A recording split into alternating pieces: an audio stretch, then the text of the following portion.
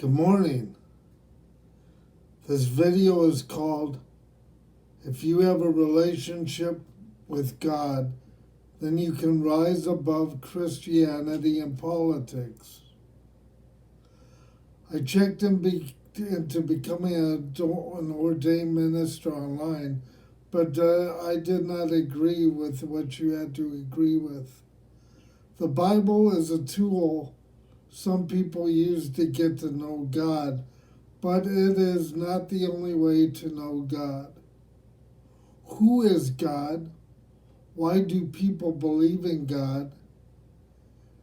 Quite often because He is comforting. In 2020, many of us need comforting. Is God real or made up in our mind? Is God a dream? Good questions.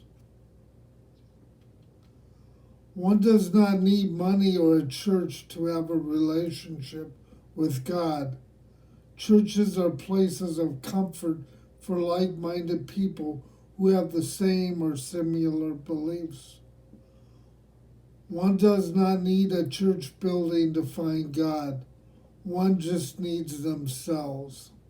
Many churches have become poisoned by politics and hate and anger. Some churches you do not have to believe in God, but in love and respect and service to your community, such as the Unitarian Universal Church. They also believe in love and justice. God and politics. This is tricky because church and state are supposed to be separate. Does God really care about politics? He wants us to love and respect Him and each other. If we did, would politics matter at all? If one has a relationship with God, then they know that Christianity and politics online or in real time can be really depressing. A big part of God to me is love. God is love. Love is not disrespectful or abusive.